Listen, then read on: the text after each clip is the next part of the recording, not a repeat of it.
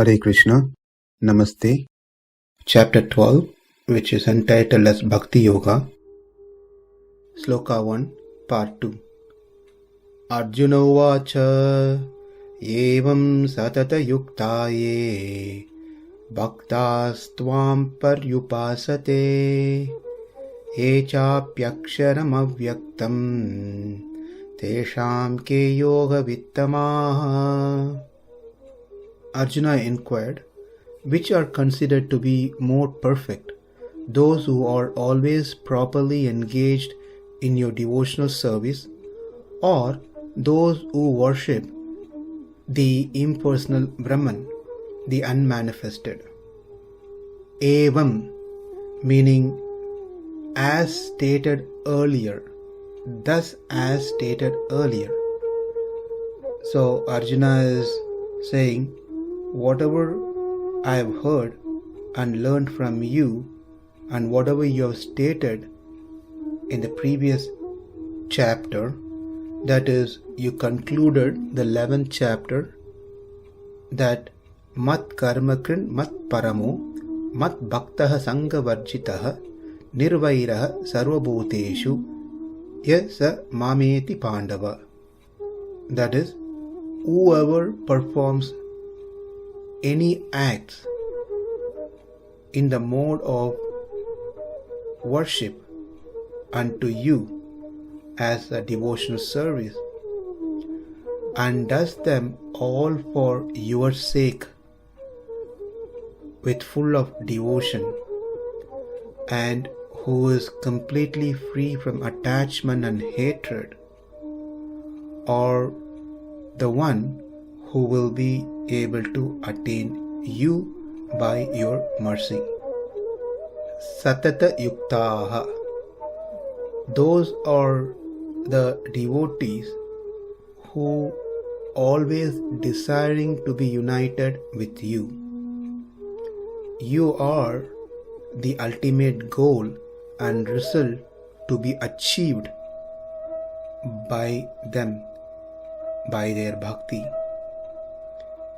It is clear from this that it must be bhakti yogi, because only bhakti yogi will be interested to be with the Lord always. It is only bhakti yogi who will feel miserable when he is unable to think or unable to unite with Krishna. It is only the bhakti yogi who always meditate upon the Lord, even during the practices, that is, during the upasana period, and even after attaining the goal, after completion of upasana period, the meditation, the worship and the devotion continue to increase even after attaining their goal, that is, even after attaining Krishna. The service continues from here to there. Here, whatever service we are doing are usually get interrupted in some ways, whereas over there, after attaining Krishna, the service continues, but there is no interruption to our service. There is no obstacle. Nityam sevaya, continuously we can perform devotional service to Krishna. And that is not the option or case over here in the material world. Even to see Krishna, our eyes have to blink momentarily, whereas in the spiritual world there is no such interruption either. So the first category that has been mentioned over here is, from what Arjuna learned from the previous chapter, is the satata-yuktā, the devotees bhakta, or one, whereas there are others who are Atma Upasakas, or impersonalist, they also worship Krishna, but their goal is different from the bhakti yogi. They are also called as kaivalyarthi. They don't have the pain of separation of the Lord. They don't continue to worship once they achieve their goal. So for them, Krishna is only a media or a mean. Once they get their result, which is Atma Sakshatkara, which means seeing the Atma, situated in Atma, they don't need to continue their worship after they achieved their goal, their desired goal. Bhaktās tvāṁ paryupāsate. The devotees worship, meditate upon tvāṁ, you. Tvāṁ, you who endowed with all opulences, possessing innumerable excellent auspicious qualities in abundance. Arjuna has known well the glories, Lord's glories and divine auspicious qualities. Now that he has got the divine eye by the grace of the Lord, he has also perceived these qualities and glory directly. So when Arjuna says tvāṁ, the term tvāṁ represents that the Lord who possesses all wonderful qualities, who is very attractive, who is very compassionate, whose resolve comes true, who is knower of everything. Such a person is you, tvāṁ. To you, the devotees worship. It is unfortunate that others do not worship you, others who simply settle with Atma Prapti, or some get interested into the impersonal aspect of yours, whereas you are so loving, so charming, so beautiful, who can be perceived, who can be interacted with. It is sad that many have forgotten you. It is even worse that they have forgotten that they have forgotten you. So in the first two lines, Arjuna said, this bhakti yogi who was always constantly wanting to be united with you, who constantly meditate upon you. And the second category, that is akṣaram. Akṣaram here, the individual self, that is Atma, which is changeless in its essential nature, which doesn't go through any sort of expansion or contraction. The Jivatma does not go through any changes. We learned this thoroughly in the first 6 chapters of Bhagavad Gita, especially in the second chapter. Avyaktaṁ. This Atma which cannot be comprehended by the external sense organs. One cannot see Atma, one cannot hear Atma, one cannot touch Atma, one cannot smell Atma, one cannot taste Atma, obviously.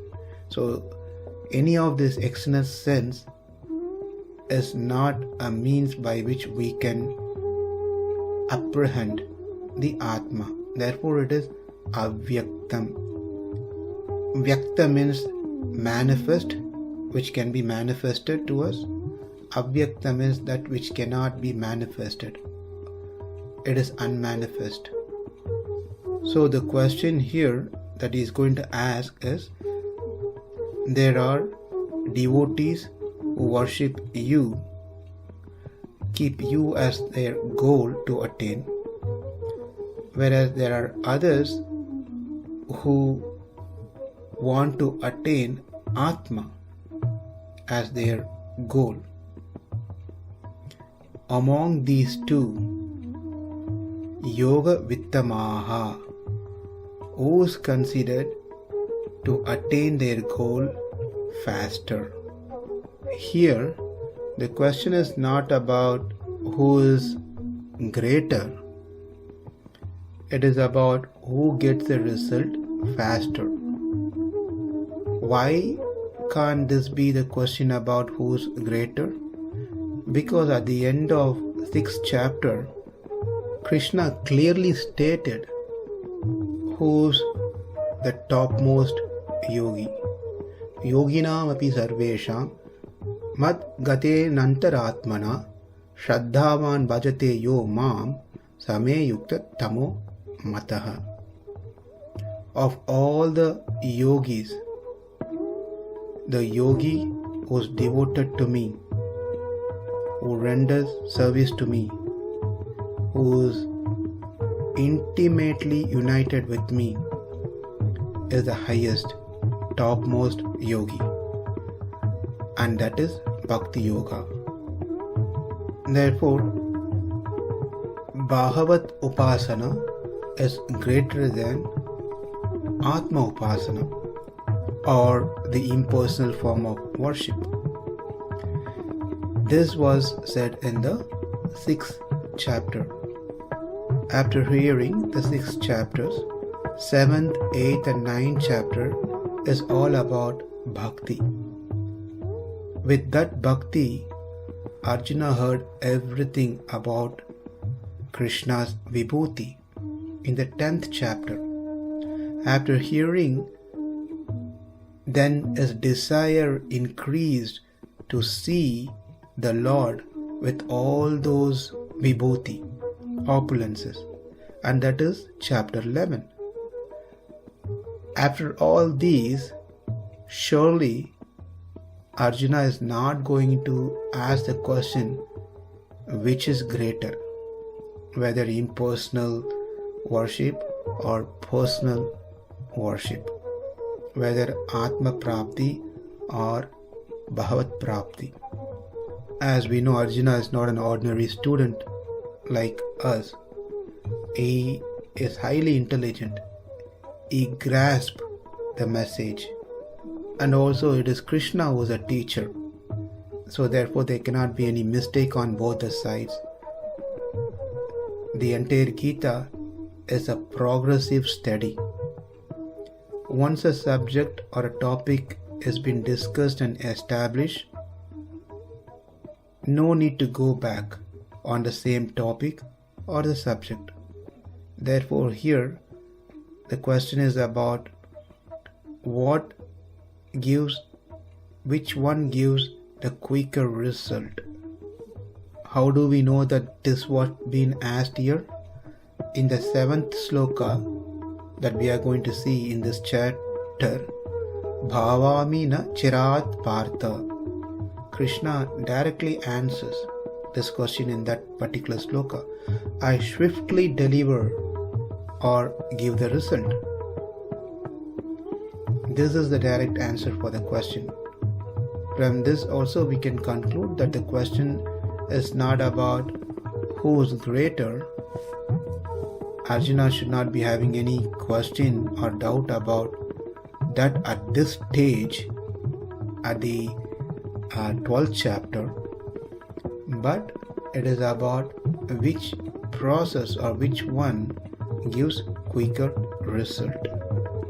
So one might ask a question, why Arjuna is worried about this question? If he knows already Bhakti Yoga is greater, then why even you get into such discussion? Arjuna has posed this question in a roundabout manner. In other words, instead of asking something which is in his mind directly, he is asking indirect question. He really directly wanted to ask, what am I supposed to do? And what is that you wanted me to do? Tell me the best one and I will just do it. That is what he wanted to ask. But he remembered what he learned from Krishna from chapter 4, verse 34. Tat viddhi pranipātena pariprashnena sevaya upadekshyanti te jnanam jnaninas tattva darshanaha. He learned how a disciple must behave in front of his guru.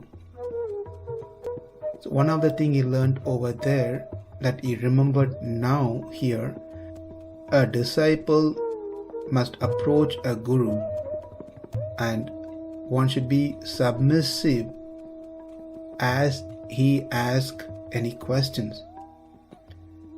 The disciple should not pose a question directly in the manner of showing off his brilliance, his intelligence, but should raise the question in a roundabout, indirect way. And this is the quality of a disciple which is being exhibited by Arjuna by asking the question in an appropriate manner. So let's see the question again.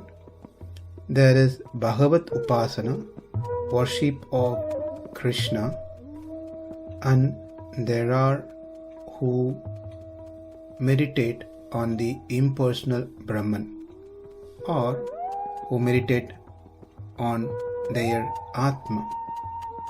Among these two categories, who's the one that considered to be more perfect in attaining the result faster? In the next sloka, Krishna will indirectly give an answer, and the direct answer will be given in the 7th sloka. evaṁ satata-yuktā ye bhaktās tvāṁ paryupāsate ye cāpy akṣaram avyaktaṁ teṣāṁ ke yoga-vittamāḥ. Namaste. Hare Krishna.